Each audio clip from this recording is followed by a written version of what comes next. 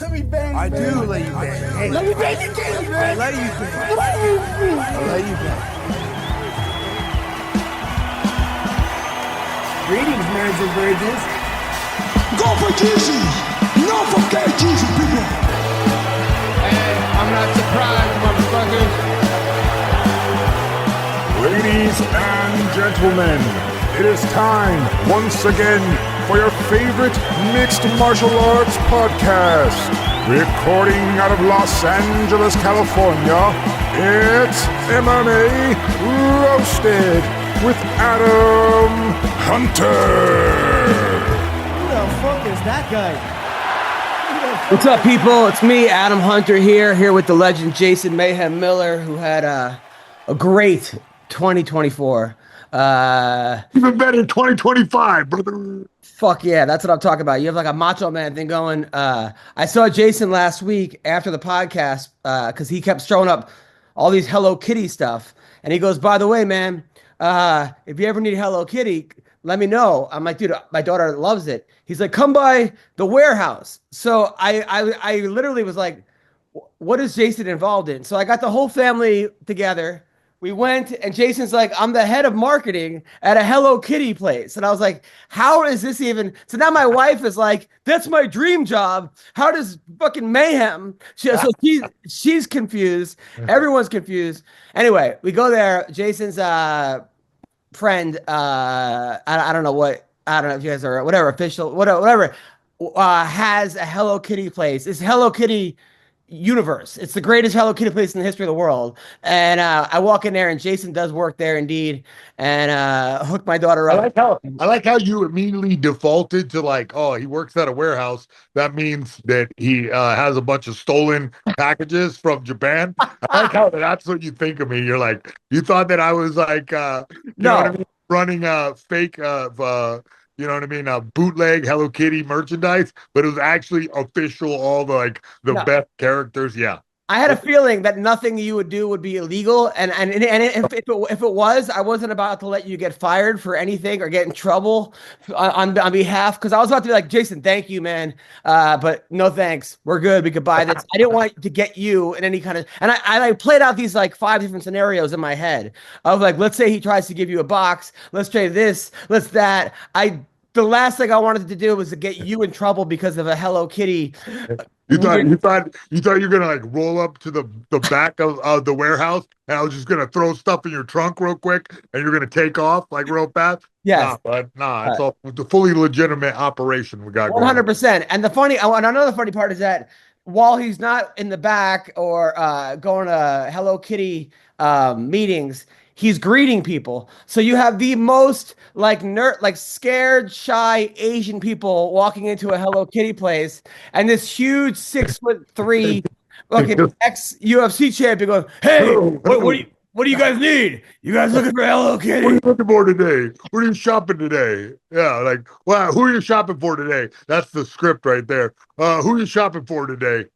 Yeah, these people are like scared into buying Hello Kitty things. Like the guy recognizes you, the Asian dude is like, is that Jason Mayhem Miller?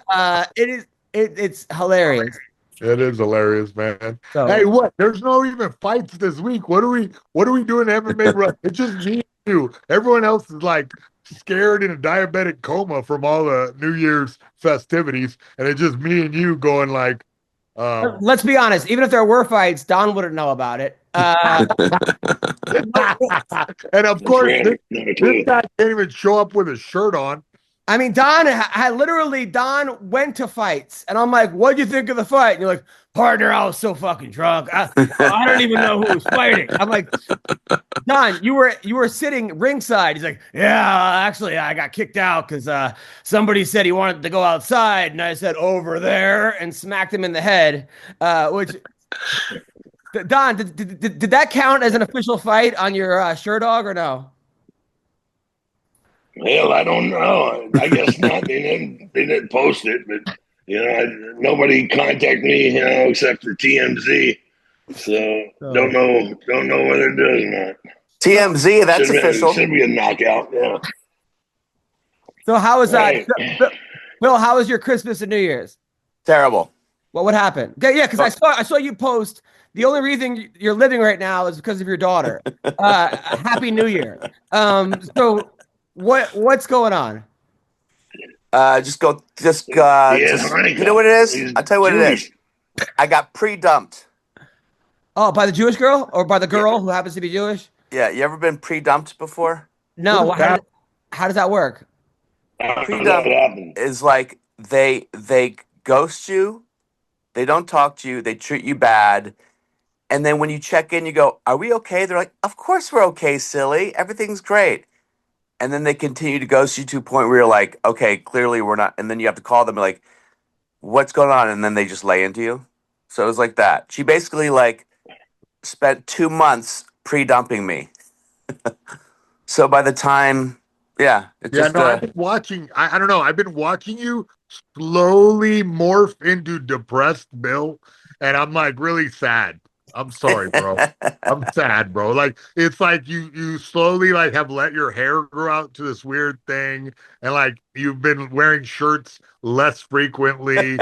You've just been sadder and sadder. So I'm sorry, bro. Bill, listen, Bill. Okay, listen. I think you're one of the most Maybe when they cut your dick, and took the blood out, they took the happiness out of you. You know? Oh my God.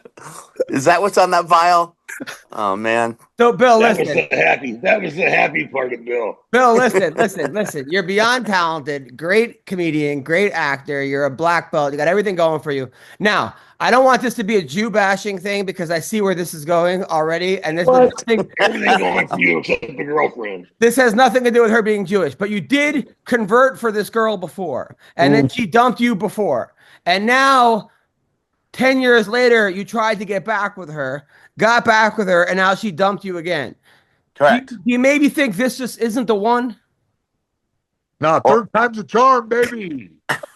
Let's go again. Maybe this isn't the one, or is the moral of the story, be careful of the Jews? What do we say? No. I don't want this to go there. I'm kidding. This is January 2nd, but I'm saying maybe this is not the one. I mean, why do we keep falling for this particular girl? Adam, it's like umami. You can't really put your finger on it, right? I mean, look, all of us here have been with hundreds of women, combined, obviously thousands of women, okay? And you never know the one that's going to make you fall in love, right? It's kind of out of nowhere. So when it happens, you're just kind of stuck in that place. You're in the sunken place. But again, that's an interesting thing that like you guys like broke it off and then just remixed again, which I won't say nothing bad about that because it's happened to me. But like, what was it that reeled you back in? Okay, I tell you what. When she came back to me after we'd been broken up for about 4 years, she basically said all the things that you'd ever want to hear as a man and as someone which is like, it was the biggest mistake of my life. You're the only one for me. You're my love. You're the best sex I've ever had. I'm more attracted to you than anyone else in the world. I'll never leave you. You're my soulmate. You're my bashir. I mean, it was like, it was a full court press of like, I know who you are. I accept you for who you are and who you aren't. And I love you completely. And I'm like, I guess I'll believe you. Yeah. And then, you're the best sex she ever had, but her cervix has been plastered by about 100 different guys in the last 10 years. I know, that's true. That's true. Don, we really have to give you a job as a relationship coach. Honestly, that would actually be the best. Like, I can't think of a better job for Don than sex coach, life coach, couples therapist. But listen, Bill, man, maybe she did you a favor because this would have happened eventually, right? And you would have been even more invested in it. So at least now it's the new year. You got a clean breakup. You have a 3-year-old. You got to focus. You got to get your shit together. Well, I mean, I know. I get that. You're all everything. You know, it's all complicated by the fact that she went back to New York, and then her dad is now on his deathbed. And I was really close to her dad. I loved her dad, and I kind of can't even be there for that. Wait, her dad's Don Frye? Thick burn. MMA roasted. Woohoo! So, man, all right. So you care about her, and you will want to be with her for her dad. Of course, I'd want to be with her, and part of me feels like you think of every romantic movie or novel you've ever read, like just get on the plane and go down there. Don't ask for permission. Just be a man and take charge. But the truth is, like, I don't want to show up there at a hospital and they're like, oh, Jesus.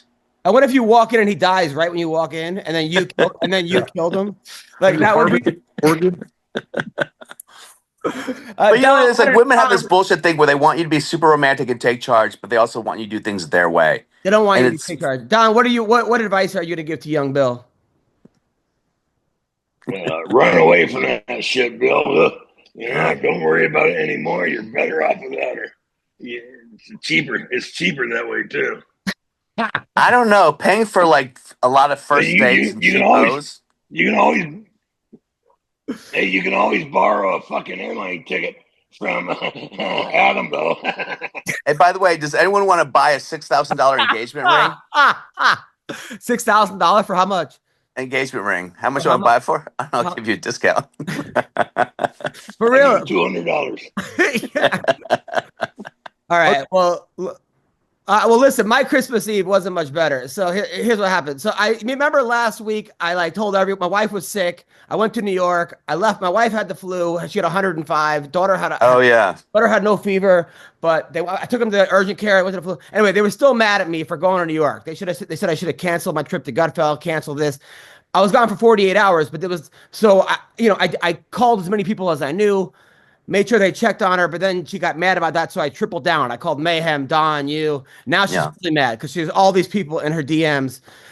Anyway, it was forgotten about. We had gotten like 3 fights since then, right? So this was like, it wasn't even. So then on New Year's Eve, so then on Christmas Eve, I'm with the family in the mountains at the mountain house, which I can't stand. There's nothing to do. It's like all they do is watch It's a Wonderful Life or on like loop. And then like her grandparents are born again Christians. So they're like reading the Bible. They're watching the 100 Club or 700 Club, whatever club they're watching, right? And like I'm just looking at deer. I'm watching deer all day. So then Bree, after the presents, Bree's like, hey, why don't you tell your mom what I did as far as with the whole texting thing? So I thought it'd be kind of funny. So I told her mom, hey, remember when Bree was sick, so she didn't want me to tell her friends. So I told all my friends. Dude, her mom starts going off on me. You shouldn't have left. Why did you leave? Oh God. I go, listen. If she had cancer or something or broke her, I'd be here. But she had the flu, and there was nothing I can do really. I went. Took her to urgent care, got her all kinds. No, I don't think you would be here if she had cancer. I think you were at your career. And I go, not for nothing. You live 3 hours away. Why didn't you come here? You could have driven there. And then she's like, well, I would have, but then everyone got sick. I would have gotten everyone sick. I'm like, well, I didn't get sick. Dude, now we're I'm in like a war with a mom. Christmas Eve, right? Oh, boy. I go back to bed and I'm just like, I took an Ambien trying to sleep. And when I take Ambien, all my fucking crazy thoughts come out, So I'm like, I can't believe you set me up for that. You knew how your mom was going to react. You talked to your mom. I didn't know. And then I was like, the mom had the puppy. I'm like, I hope the puppy shits on her head 3 times when she's sleeping, right? And then it got even like, so then my wife's like, you ruined Christmas. I'm like, no, you ruined. Now we like 30 minutes of you ruined Christmas back in a row. And then in the morning, I woke up to her saying, I've never been more in love with you in my life. I'm so happy we're together. And everything has been good since then. But see, that's why I want to date a bipolar person. Jason, what'd you say? Like you have a threesome with your own wife sometimes. She had. Dude. And then I guess when I was on Ambien, I told my wife, hey, by the way, your ass is really white. You should get a tan. I'll pay for it. I don't remember saying this, but she went and got a spray tan on her ass now. And said that I told her to do this. I'm like, I would not tell you to spray tan your ass, but I guess. Oh, that's her excuse when she wants to do something and then blame you that you were on Ambien. She's like, hey, I bought a new Lexus. You told me to when you were on Ambien. Oh, God. I got to stop with this. So, Don, what are your goals 2025? Well, I'm sober for the month of January, and then we'll see how it performs after January. That's great, Don. That's great. That's awesome. Right? Yeah. People don't know that, but Don is only 32 years old. That's right. That's great, man. I'm so happy for you, Don, because I'm super happy. And Jason, what are your goals 2025? It's to stay sober in January. I'll hear that one. No, for me, bud, listen, man, the whole December, I said December to remember and just ate whatever I wanted, bud. I'm like 30 pounds up right now. Now it's Gymuary. Like, I'm getting into the gym. I'm going to make it happen. I'm going to post content about going from the fat schlub that I am right now to like jacked to all the way from Gymuary to Fituary. I'm going to be like in it. On it. I'm already on it. I'm like tapering off of any kind of sugar and whatever. Like I just decided, like, because December I just fell off. Like I just decided about Thanksgiving. I was like, yo, it's gonna be in December to remember. I'm just gonna eat whatever I want and just whatever. And man, now I'm feeling it. I'm starting to feel sluggish and like my brain doesn't work as well as it should. I'm just gonna get after it. That's my goal. My goal is like for the whole year, my goal is global domination. But in the short term, it's just get in shape and like be pretty sexy. What about you? Bill, and then I'll go last. Bill. I'm just gonna ride the suppression, man. My January's gonna be January. Just eat lots of jam. February's gonna be fat Fatuary. No, I don't know. I haven't thought about it. I just got to get out of my funk. You know. You will. You always do, man. You always do. I actually knew you were in a funk because you texted me going, "Hey, here's some ways we can make the podcast better," and they were great ways. And I'm like, "Oh, he's depressed." Like, if he's thinking about making the podcast better, there's something seriously wrong with him. That's a good point. So, 2025, I'm going to finish my book. I got 20 pages done. I'm writing a book. I'm finally going to sell Pinned. I got that show Pinned. I kind of got a little discouraged. We finished it during the pandemic. I got a great sizzle reel. I got to go all out because I'm like waiting for someone to just take it and run with it. And that's not the way shit goes. I have to make all the phone calls, do all the legwork. I want to shoot a special. Like, I had the idea of kamikaze comedy a long time ago. I mean, it wasn't necessarily my idea. People have been doing it since age of time, but comedy where people aren't expecting it. Like, my biggest like video has been like comedy when I got hooked at the when I got booked at the wedding and someone attacked me. If you look up comedian attacked at wedding, one got the million of hits. So then since then, I watch all these people do comedy. There's a guy dresses up as Jesus on like the train and does jokes about Jesus in New York, who's hilarious. But I want to do a whole special of just where people aren't expecting it. So I go to men's meetings or women's meetings or whatever rallies or that. And then I want to get a new 45 minutes because I want to do that. And those are 20. And obviously I had the idea, like, I sold it to the UFC of doing a show where we had fighters tell jokes, and we had like 500 people show up in a room of like 200. So then I was like, well, what if we do that with all kinds of fighters? Like, we have like a fighter versus a baseball player versus a politician, and we have 3 comics, and those 3 comics coach them, and then the money goes to charity, to who could have the best set. So that's a show that I thought of that I want to actually sell this year. So those are things that I didn't even know we were going to do this, really, or I would have wrote down a bunch like you did. Jesus Christ. I have a lot of plans like that too. So the book thing I'm really interested in because everybody's telling me I need to write a book. So I've written a book 3 times, but one time the cops stole it. One time it got burned up in a fire. Another time it got stolen from my house. So I've written a book 3 times. You actually wrote it? You actually wrote it like... No, I wrote in a laptop. The cops confiscated the laptop one time, just stole the laptop, never gave it back. Fuck. Yeah. Well, you should. You definitely. One of them's going to fucking produce that book. Never say it's his. Nah, Jason, you're a great writer, but I also feel like if someone just sat down with you for like a day and asked you questions, just like your stories would translate very well. Yeah, the stories are like unbelievable, kind of. So I have to do that. This has to be the year, I think, because I got the steam going with this Corolla job, where it's like I'm talking to like these interesting people every day and having these weird conversations, and sometimes I realize like, oh man, I've done a lot more crazier stuff than any of these people that we talk to, Combined.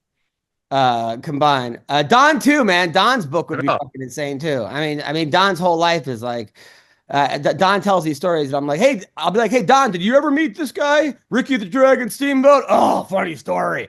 Me and Steamboat one time were triple banging these 4 Chinese girls, and all of a sudden, the one's pussy came on fire, and then I punched my own dick, and then a smoke came out and saved the whole world. I'm like, all right, that's cool. Like, just randomly, yeah. Anyway. So anyway, what else is going on? But meanwhile, so this dog, right? I gotta hire you because Mayhem. Remember when you had that dog, Gator?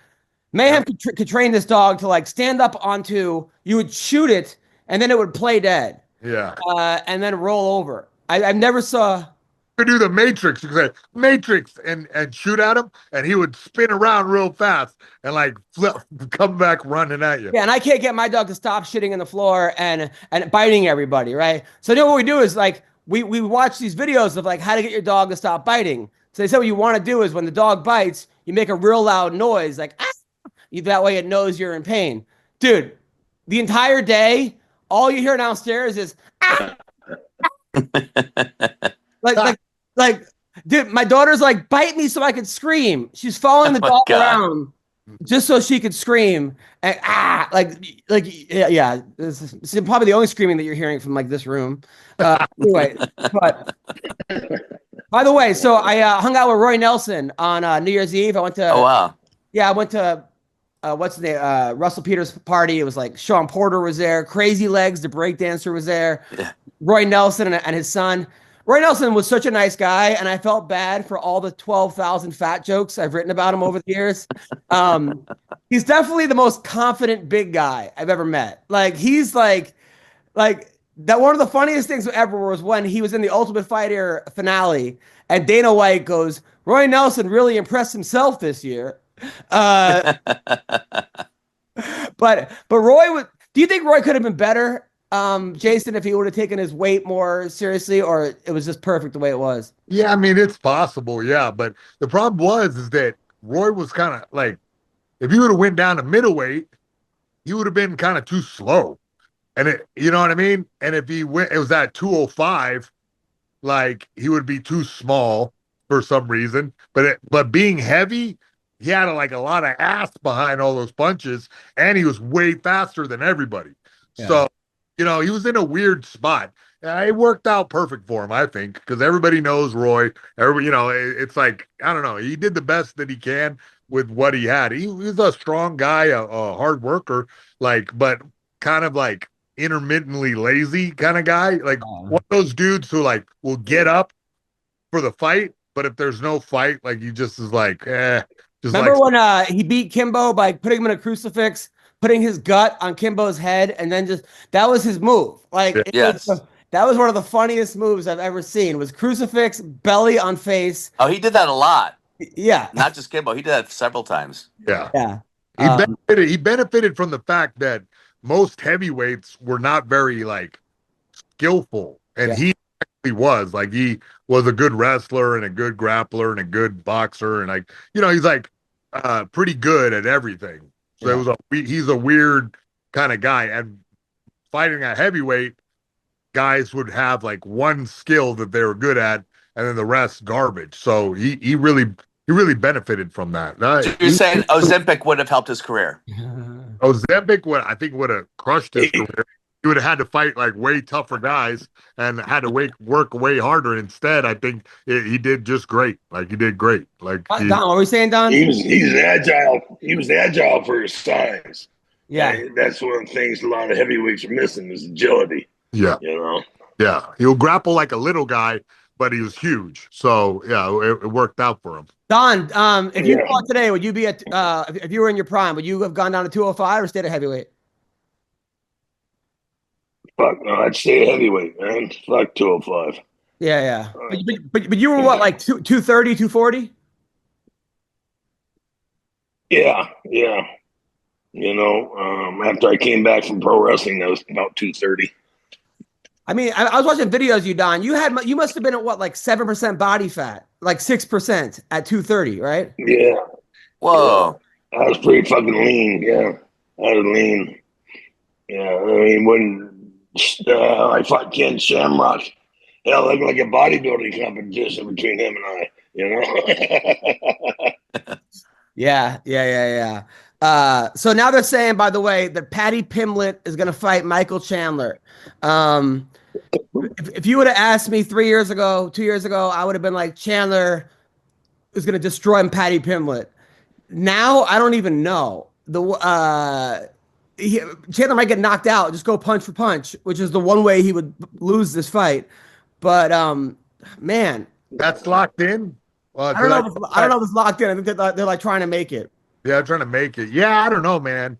Look, there's a lot of miles on Chandler at this point. You know what I mean? And look, the Oliveira performance was against Oliveira. Yeah. So, maybe not. Maybe not going to be good. It's a good, I guess that Chandler has now gone into kind of gatekeeper territory where he is now the person that if you can get past him, then you're up in that bad motherfucker echelon. But, because he's tough enough to give anybody a great fight. So we'll see, if that comes to fruition. I don't know, man. I got to watch more Patty Pimblett fights to see like what he is a interesting prospect. He's a tough kid and strong, and he'll be able to go, the full, it'll be 3 rounds, I assume. So I'm sure he'll be able to keep the pace high for 3 rounds. It looks like it. I don't know. That is a very interesting fight. By the way, so changing the subject again, this kid that I used to coach, by the way, one of my favorite kids, Justin, right? This little kid, he's black. He's awesome, funny kid. He was basically like a 12-year-old Eddie Murphy, but he used to drive me crazy. I mean, he drove me. We all love going to live events. I love going to college football games. I still remember seeing Vince Young run for like 19,000 yards back in the Rose Bowl in Pasadena. It was incredible. It was Michigan versus Texas. So I love going to WNBA games, NBA games, fights, boxing matches. Okay, nothing like going to a live event. And you got to check out Game Time. Okay, Game Time, they have a new feature that's called Game Time Picks that makes getting tickets to see your favorite teams play live even easier. Game Time Picks filters out the fluff. So you only the incredible deals on great seats. You don't have to waste your time searching through thousands of tickets. That's such a waste of time. And then it's like, oh, you only have 6 minutes left, and then you can't remember your code. What a pain in the ass. Not going to happen when you have Game Time, okay? What you do is you pick an event, you scroll through it, you look at it, and the prices go down as the event gets closer, which is awesome. I've gotten deals for I've seen games for like $11, $15, $20, where like parking is literally more expensive than the actual seeing the event. All right. And they actually have a parking thing too, where you could buy cheap parking. So check it out. Go to the Game Time app. Check it out. Check out Game Time Picks. Curation makes it even easier to save more on sports, concerts, comedy, theater, etc. They have all-in pricing, so you're not paying for one thing and then all of a sudden you're like, wait, this is $100. Oh no, it's $500. What a pain in the ass. They have lowest price guarantee, or Game Time will credit you 110% the difference. I mean, who does that? They have ticket coverage. Your purchase is covered with the most flexible customer service policy in the ticketing industry. So take the guesswork out of buying tickets with Game Time. Download the Game Time app, create an account, and use the code CLNS for $20 off your first purchase. That's right. Terms apply. Again, create an account, redeem code CLNS for $20 off. Download Game Time today. What time is it? Game time. Be crazy. I'm sure I told the story. I don't care if I'm telling it again. Like literally, I would take him to practice one time, and he would never. And I would go pick him up. And one time I saw him peeking out the window, right? And then not coming to the door. And it was like during my break. So I was like, all right. The next day I go to his house. I walk, his door is open. I walk in his house. I go upstairs and I'm like, out, practice. He's like, you know how to come to my house? I'm like, yeah, I am. Let's go. And he's like, this is against the law, right? Then like he comes to practice. His mom calls me up. Did you come? I'm like, yeah. She's like, thank you. Please be in his life the rest of his life. She was so happy, right? But this kid was such a wise guy. Like I was driving to practice, and there was a sign that said Anna versus leukemia, and he goes, Coach, I got $10 on leukemia. Like I was like, that's not funny. And then one time he funny. he like won his match and he held up his record, which was like 5-2. And of course, the ref thinks he's holding up gang signs.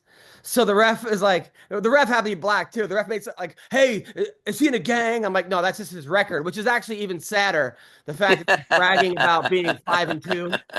But this kid would drive me crazy. He was so funny. Remember when Connor Hune was our my other coach? Connor was in like he was in Bellator, or I don't know, he was in Strikeforce, I think.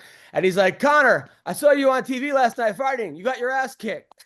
Like, this is the type of kid. Anyway, now the kid played college football, and he reached out to me saying, "Hey, thanks for being such a great coach. Sorry that I was such a menace."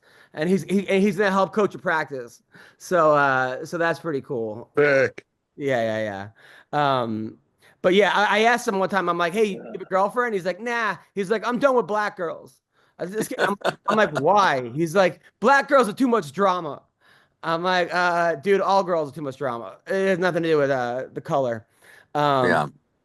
So did you guys see CNN, Whitney Cummings on CNN? Oh, I don't know if I saw part of it. Yeah. She just came out as Republican. What happened? So basically, she's on. Let's see if I can find it. So she goes on CNN, Anderson Cooper, and they had her roast 2025. Which, by the way, all these people that are like think it's a good idea to have comics just show up on your show and just start roasting things is a pretty dangerous. Oh, Big Sexy's back. It's like a uniform. Yeah. You recognize that uniform, Jason? Yeah. Like that's a high dangerous inmate uniform, I think. What is he doing? What's going on, McCorkle? You everything good? Yeah, it's great. How are you? You look skinny. I'm trying to get there, man. A lot of stress will do that to you. What are you so stressed about? Oh, just life, man. First world The problems. show. Yeah. Yeah. By the way, to anyone who thinks that McCorkle is struggling financially, he acts like this. The guy has like 30 acres of property. He's got 2 lakes on his property, which he hired a meth head to do his lake. Like, Right. where did you find? And then the guy did half the lake, right? What happened? Right. Yeah, no, when he got halfway in, he realized that it was going to be way more work than he thought. And he said, that's like a $30,000 lake. I said, no, it's a $10,000 lake because that's what you said. So I even made him build the island in the middle up a little more to get paid. So yeah, they tried to get over on me, but a deal's a deal. Where did you find the meth head to do this? I actually called some excavation company, and then they came out and gave me a ridiculous price, and he worked for him. So I just asked him for his number and asked how much he wanted to do it. So I cut out the middleman in all areas in life. I tried to anyway. When did you discover he had a meth problem? When he lit up a meth rock right before he started working. He said, "You care if I smoke?" And I said, "No." And I thought he meant a cigarette because we were outside. And then he pulled out a pipe. I thought, oh, he must mean weed. Well, I don't care if he smokes weed while he digs that pond. And then it fired up and smelled like ammonia of some kind. So it was either, I was like, "Are you smoking meth right now?" He goes, "Dude, it'll make me work faster." And I was like, "That's a solid point." So I didn't go anywhere near the bulldozer while he was working, but it worked out better for me. So. All right. So then you had no electricity for a month? No internet, man. We didn't have internet for like 3 weeks because Starlink is awesome. So because we live in the middle of nowhere, I have satellite internet. And then when it goes down, you can only order parts through Starlink. And they kept saying it was our cord. And I was like, it's not our cord. I already bought another cord off Amazon. And then it didn't work for 2 weeks. Then it just started working again out of nowhere without explanation. So I told them they have to give me an all new satellite and like everything. So they're sending us one, but that's only like 3 weeks waiting. So by the way, your girlfriend posted on Facebook that she's been really sick. Thank God that you've been there to help her and that you've been such a rock in her. And I'm like, if this is the guy that's helping you, like how much trouble is she in?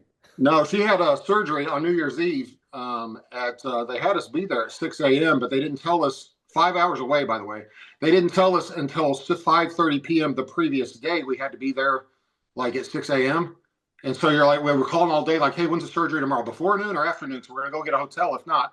And then they tell you at 5:30. I'm like, well, even if we leave at 6, we don't go there till 11. So I'm not getting a hotel from 11 to 5 a.m., not since that dinner I paid for Don and Mayhem. Can't be getting hotels anymore. So then so we ended up leaving at 2 a.m. or whatever, 1 a.m. to go over there, whatever it was, or midnight. get over there. She doesn't even end up having surgery till 10. And then they tried their best to make us stay another day over there, even though the doctor said she could leave 2 hours after the surgery, or 3 hours as long as she was coherent, but they were trying to run up the medical bill. And then I saw why. It was $98,000 just for $98,000 for the surgery. I don't even know what the hospital costs were, but the nurse was doing her best to make us stay past midnight so they could charge us for a full another day. And I finally told her, lady, I have been awake for like 40 hours straight. We've been at this hospital for 23 hours, you know what I mean? Or whatever. Like we're leaving. So I just started taking her stuff out. I finally got down to where I was getting ready to pull the IV out. And then they came in and did that because I was done with it. I just told them we're leaving. We're leaving before midnight. You're not getting the extra 20 grand because I still have to pay 10% of that. Yeah. So it's good insurance, except you have to pay 10%, and then they charge you $100,000 for outpatient surgery. So here's what you missed so far. We went over our 2025 goals. Don is going to be sober for January. He's sober. He's not drinking. He's doing great. Bill is really depressed. The girl that he back with. The girl that he got back with dumped him, but it was like a slow dump. He got ghosted for 2 months. He thought everything was great, and now he fell in love with her, and now he's really, really sad. The only thing it was over was when she sent the swatch of his blood back in the mail, like FedEx. It's like, oh, you don't need this anymore. And here's your yarmulke. I knew. I tried to specifically go around the fact that she was Jewish to tell this story. But for some reason, I knew that was not going to work. Don just left to go drink. So Bill is very upset. But we're trying to tell him. And then Mayhem is doing well. Mayhem, he's working at the Hello Kitty store. Just so you know, his girlfriend or his significant other owns a Hello Kitty store. Wait, you're serious? He's working at Hello Kitty? Yeah. Well, he's got like 5 jobs, like Corolla. He's coaching. He's doing something else. But yeah, because he hit me up, asked me if I need Hello Kitty stuff, and I thought I was gonna end up in like a back of a warehouse, and I'd have to tell Jason, you don't have to. I don't want you to get in trouble for stealing. But no. Dude, his girlfriend owns this huge like Hello Kitty like empire store, and they have Jason as doing all kinds of stuff, but he's also greeting people, and that might not be the best job for him because people are walking in and they're like Asian and very like shy, and he's like, so what are you guys looking for today? You know, like he's just like huge imposing guy with cauliflower ear is asking people what they're doing, which is the funniest thing ever. Yeah, so that's what we got so far. So we went over some of our goals for 2025. Wait, you don't want to know my goals and aspirations? Yes. Okay, my goals are. Do I want to know this? I'm a realistic person, so my goals are to be depressed in 2025, to no longer be sober at some point, and to be working at a Hello Kitty store as my only job is what it's looking like for me. I'm a realist, and I don't remember who else's goal I didn't cover, but what were yours, Adam? All right, so that's that. All right, what else, dude? It's so funny, man. Like this whole career is like the whole it's such up and down. I'm sure, Sean, you could say that. Like, I mean, from beating Mark Hunt on top of the world to being the world's strongest man. But I honestly don't feel bad after I spent to your house. I'm telling, like, I don't feel bad for any of this shit. Like you have. I agree. I don't feel bad for Sean anymore. I think it's all bullshit. And Don's house is almost as big. Don lives on a fucking mountain by himself. There's a gun in every single fucking orifice of the thing. He's got like, it's just ridiculous. All right. Well, what are we talking about here? What are you doing checking every orifice in my house? I was waiting for that. By the way, I did a show with Nikki Glaser over there, right? Yes. And Nikki Glaser is hosting the Golden Globes, and she's gonna kill it. Like I've seen her monologue; it's really good. She's got a bunch of people with her. She's going from 5 different comedy clubs a night, trying out this monologue. But I know Nikki for years. Like I know Nikki from 15 years ago, and when I had this like ridiculously like low budget bootleg talk show on the internet. And it's funny because I had Brad Williams on, and he was getting a lap dance from a stripper, and Nikki got like offended. She's like, I'm very uncomfortable right now. This is not my scene. And then like 3 months later, she's like the anal queen, you know, talking about like how she likes all the shit. It's like, anyway, I remember when she said that her whole thing was like, she liked to bang married comics. That was her turn on when she was a feature on the road. But anyway, now she's hosting. He beat P. Diddy to become the anal king. So, I don't remember that. I remember when I became the world's strongest man when I beat Pujanowski, but I never remembered her beating Diddy in anything. But anyway, sorry. So she's hosting the Golden Globes. She shows up to the comedy show. I'm like, hey, Nikki. She walks right by me. Like, doesn't even acknowledge me. Right. So then I go on after her. I'm like, give it up for Nikki and everyone who wrote those jokes. Right. So like that got a huge fucking. Anyway, I saw Nikki again the next day. And she's like, Adam, how's it going? I'm like, I said hi to you yesterday. I didn't know that was you, blah, blah, blah. I walk. So anyway, so me and Nikki are cool now. Hey, But anyway, so many people look like you, Adam. yeah, right. So Whitney Cummings, she went on air. Did you guys watch this on New Year's Eve? 2024 election fried our brains. The Democrats. So they had her roast. No, I heard it on the radio though. So this was live. Let's see if I can do this because I have a new computer right now because I'm using my wife's computer because my computer's in the shop. All right, here we go. So can you guys see this? Yeah. All right. Here we go. So she goes on CNN, countdown. All right, here we go. 2024 election fried our brains. The Democrats couldn't hold a primary because they were too busy holding a body upright. Are we still rolling? Go for it. It was amazing that the pro-choice party didn't give their voters one when it came to the presidential candidate. Kamala was forced on us so hard you'd think she was patented by Pfizer or Moderna, whichever one's. Oh God, Andy just gave me a very scary look. Let me be clear though. 2024 was not only negative. The media wants us to believe this country is so divided. So 2020. So yeah, so she kind of went viral for that. Look, I'm not against this at all. I think I don't think the jokes were that great, but the fact that she did it there and they weren't expecting it was like the funny part. I mean, that's the thing now. It's like comics are just looking to be as offensive as possible in a public forum so they can go viral. That's the fucking game plan now. I've been doing that for years, and I wasn't trying to be a comic or go viral.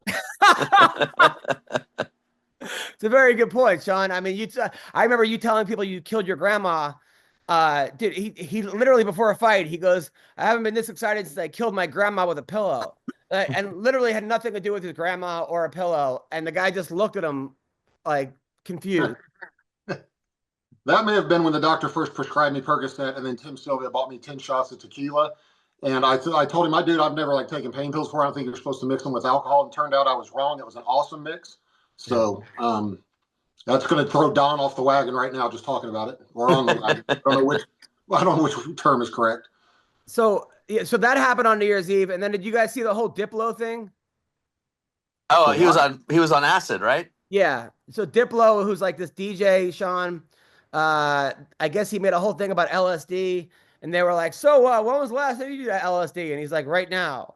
And this was also live on the air. And they just started laughing. Yeah, but yeah, you're right, Bill. It's not even like, now it's just like, who could do the most craziest outlet? Who can say the craziest, do the most craziest thing? I mean, because Whitney, let's be honest, Whitney, I like Whitney, but Whitney is not as relevant as she once was. Yeah. So that was her ploy to be like, I'll Tony Hinchcliffe and I'll get back in the news. And then what were you saying, Don? I said that's why Bill's always naked on this show. No, it's the opposite effects having. People are turning away. What's sad is when you said the whole Diplo incident, I literally thought that's what you were calling the New Orleans run over thing, and I thought, holy shit, dude, that's not funny. But I wasn't going to say anything, and I'm not making a joke. I literally thought that's what you meant. Have you guys seen the Diplo incident? I was like, what? No, it's about the house singer, the house DJ Diplo was on LSD. But they were every time you introduce me to a Hollywood something like it's like the Island Boys or like Diplo or something like that. I end up looking it up and I regret it so bad. I'm like, I cannot believe this person is famous. I don't even want to be famous, but some people it's amazing, man.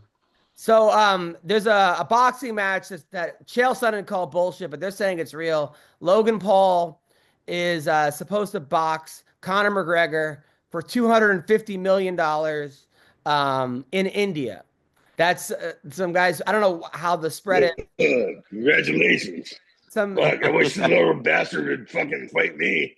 yeah. That's So great. according to That's Chael great. Sonnen, it's all bullshit. That there's no. This is all like, but they're saying it's like legit. I mean, how are they going to make that kind of money back? They're going to get 10 cents per person living in India. But that's a day's pay, so that's a lot to ask. I don't know. Dude, when I was in India, the saddest thing is like you see all these kids like asking you for money, surrounding you. And if you give like a kid like $1, next thing there's like 50, 100 kids just surrounding you, trying to that was the worst part. That was the worst because sounds like a Diddy party. I don't know. I want to use buffer on every joke, but it's getting old, so. Yeah. Although I did hear somebody the other day say something. They said that Bruce Buffer, I thought they were going to say he couldn't fight his way out of a wet paper bag, but they messed up and said he couldn't fuck his way out of a wet paper bag. And then I saw your Christmas list, Bree sent it to me, Adam, and one of them was a wet paper bag, and it all made sense. Thank you. I'll tell you one thing I'm going to do this year is I'm going to do way less social media because I'm on that Instagram and Twitter, and it's right. You get that like that little baby high from being on that little from being on Instagram. Like, oh, they're gonna like who liked it, blah blah blah. It's such a time suck. It's so negative. It's bullshit. It's a waste of time. It's not making me any better. Not making me funnier. Yeah. Way less X. And not to mention, it's like even like during the Roy Nelson days, like I talked about. Hey, you're gonna be like Bill, way less of his ex. Sorry, Bill. And I feel like MMA Twitter used to be a lot more fun. Even Sean, when me and you were going at it back and forth, and we were having fun, and yada yada. Now it's like there's this girl named Nina Drama, right? And I don't know much about Nina Drama. People that know her say she's a nice person, but literally she's in a bikini, and she's like, "Hey, you guys think I'm mid? Well, I got a good personality," or like, "What do you guys?" And every other picture, if not every photo, is her in a bikini, jumping up and down. And then people will then comment like, "Hey, this is why no one takes you seriously," or "Please, get a job or do something relevant." And then everyone's like, "Oh, you're gay, you're a homo, fuck you." And then people start like, and it's like, what is it? Why am I, this is just a waste of time. It's a complete waste of time. A fight on the internet is the definition of a waste of time. But I don't even understand though, I watched a couple interviews with Nina Drama. She's, I guess, entertaining, kind of funny. It's not really my thing, but I don't get it. I don't get it. I don't get the other guy that just goes off on everyone. The guy, whatever his name is, the MMA. I don't know. It's just like, I thought it was pretty funny when she was cheating with Sean Strickland in front of her boyfriend, who's the cameraman. That was strange. He was like, I don't know if that was some Adam 69, not you, Adam, the other Adam 69 or whatever that guy's name is, but it was odd that her boyfriend's filming her blatantly borderline cheating with Sean Strickland. That was strange. The whole thing is strange. It's all strange. And I'll tell you what, I happen to like these 4 weeks without MMA because it makes me appreciate the next big fight. Like I'm actually looking forward to the next big fight. I do think that like these UFC Apex shows, they've kind of made it where I don't even know who these fighters are. Yeah. And I'm a big fight fan. I'm not sure that you can find a bigger fight fan than me. There's obviously a couple out there, but I'm a pretty big fight fan. And if I don't know who the people are, unless I absolutely know them, it's kind of an issue there, So let's talk about the fight coming up, and then we'll end. Violet, what's going on? Why are you wearing my shirt? Okay, all right. So, you think that's funny? What's going on? These are Daddy's friends. Remember, this is Violet. This is Bill. How you doing? So Bill's girlfriend and him broke up. Say, get over it. Don't worry about it. Say you're better than that. See, even she can't lie. Oh wait, you have a question? What's your question? What?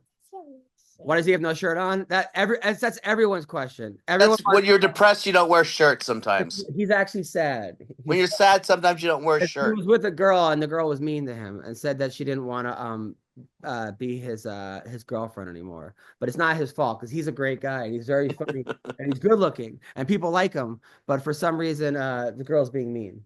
Bill's the kind of guy that would give you the shirt off his back if he had one. What's your question?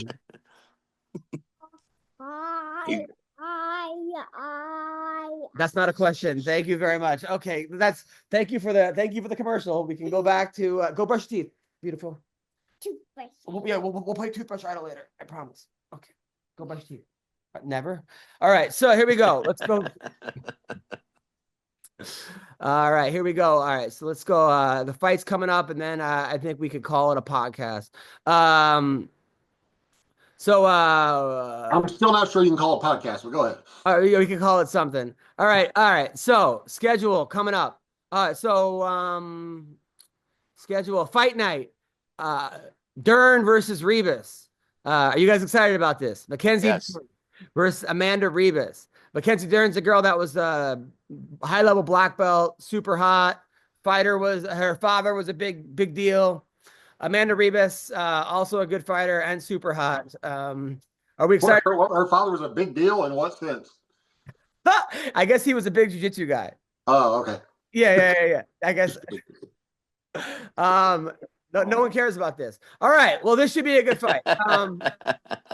Chris Curtis. He's the guy that nice guy. I guess he had his ex-girlfriend had a kid, and he still took care of the kid, even though they like broke up.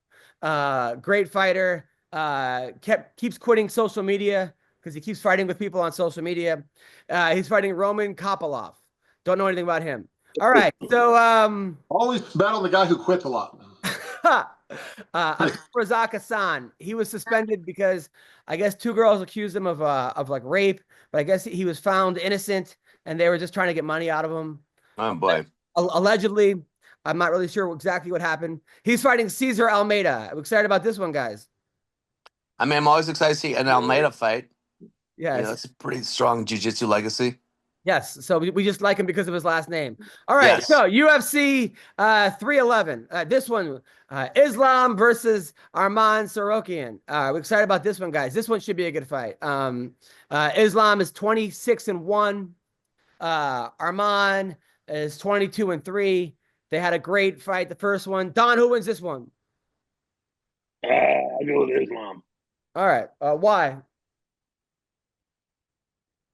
Because I don't know the other guy. How's that sound? All right, Merab Devashali against Umar Nurmagomedov. Umar is 18-0. He's managed by Ali Abdulaziz. Ali says he might actually break Khabib's record as being undefeated. But Merab is good. Merab is the guy that just beat Sean O'Malley. He beat Henry Cejudo. He's now the champion. I think Merab takes a 0. Sean? I would never bet against a guy that's Dagestani, so I'll go with the nerd. Yeah. The other guy's from Georgia. Georgia on my mind. All right, there we go. Atlanta. You got to go with the guy who has the beard and no mustache. They're always better. Kevin Holland, he's the guy that kept getting into remember he kept saving people everywhere he went. Like a crime would happen, and he would end up either someone's trying to rob somebody or someone was underneath the car. He was always in some weird spot where he would save people.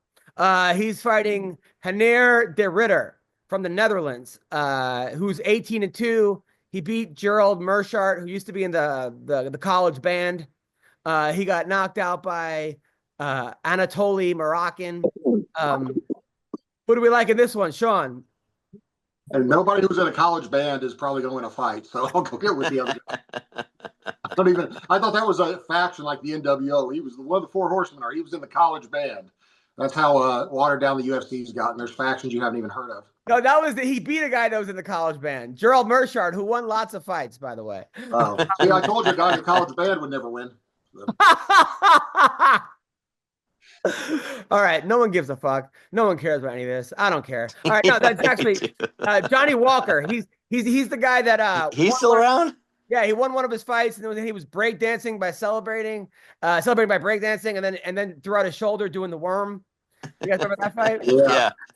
He's entertaining.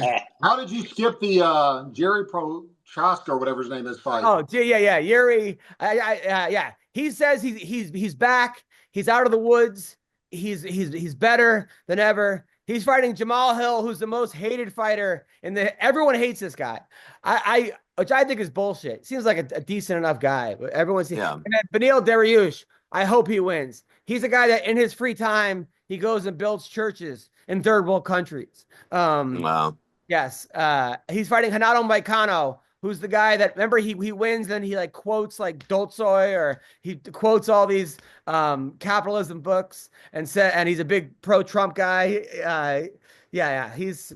I'm just glad we're not still pretending that Jamal Hill's parents didn't misspell his name on the birth certificate. Like, no, it's supposed to be John Mahala Hill. Like, yeah, I'm sure it was. And then Grant Dawson's the guy. He's fighting Diego Ferreira. He said that his wife has such a nice ass, you could bounce a coin off of it. Which, why would you even do that? It kind of reminds me of, have you guys ever been to Canada, a Canadian strip club? No. Oh, well, Canadian strip club, they have these things, they're called loons, I guess, or loonies. Loonies, right? Where first of all the girls for some reason have their own posters, right? Like they're like celebrities. Even if they're like just walk in, they give you their like own posters, and then they go and they make like a little basket out of the poster, and you could throw a loon into their like stomach, and it bounces off into their vagina into a bucket. It's like a basketball game but I didn't really feel comfortable doing that. But yeah, that's what you can do. Of course not. We should have done that at Don and Mayhem's seminar with a draw more people, since they both had their own posters too. Or you could throw it off their cock and they could like hit it like a baseball. Yeah. Did you ever have a sword fight with a kid when you were younger? A sword fight? Yeah. A sword fight, you mean with my peni? Yes. I never did that. I didn't go to private school. Oh, okay. Sean, you ever do that? No, like when we were little kids, like me and my brothers would have like lightsaber battles with our piss because we were peeing in the same toilet. But yeah. Oh yeah, that's good old fashioned fun. By the way, your brother for some reason hates me, Sean. I don't know what I did, but he gives me a negative thumbs down on all my posts now. My brother? Yeah, on Instagram. That's weird. What's the name? It's something McCorkle, but I looked at it. It's like your brother. Maybe it's. I think it's Sean with a different alias. I was gonna say you never know. It might be your. By the way, your son has like 30 burner accounts. So that's awesome. He told me, and I'm pretty sure like that week that you were on paid leave from the MMA Roasted podcast, I got 75 random things saying your show sucks because of Sean's gone. And I'm pretty sure it was your son. So yeah. So like, yeah, you have a very funny son. So what do we have coming up, Don? Oh hell, partner. What do I have coming up? I got something up in Phoenix. I don't know what. I think an autograph thing, meet and greet. Then I got one in Amarillo, Texas. Now I got the Super Bowl. I'll be in New Jersey in the Super Bowl. I know these are three kind of and big then Amarillo in March. People just go to those places and walk around and try to find you, or how could they find out where in Phoenix, Amarillo, or Jersey you are? It's top secret, man. We're not letting people know where. Bill, what do you got coming up? Lots of naps.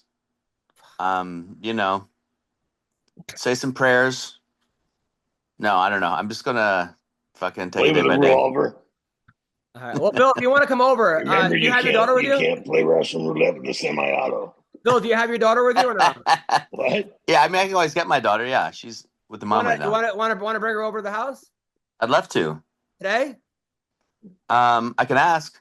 All right, because we have 4 chickens, 6 bunnies, 2 puppies, and 2 cats. Let me ask. Yeah. So we have a huge thing. So if you want to come over, we'd love to have you. Yeah, text me your address because I'll see how far it is too. All right. And then Sean, what do you have? I've got a signing coming up, but it's just at bankruptcy court, so there's nothing to be interested in there. Eventually, I don't know when that'll be, but this is the most depressing. I always think like I'm bummed out. Happy New Year. Like I'm gonna depress. Like I get depressed. I do. I suffer. And then I talk to you guys, and I feel good. I know that's why you have the podcast. No, I talk to you guys. I love you guys. You guys are my favorite people in the whole world. Just for the record. All right. Well, I will be. No wonder you're sad. Yeah. I'll be in Dallas. Go to at the Plano comedy at the comic strip in Plano. Go to adamhuntercomedy.com. I'm gonna be in Australia, New Zealand, with Russell Peters. We're going to Thailand, Japan, Korea, Guam, Philippines. AdamHunterComedy.com. Guys, love you guys. Talk to you guys next week. Bye-bye. Okay. Yeah.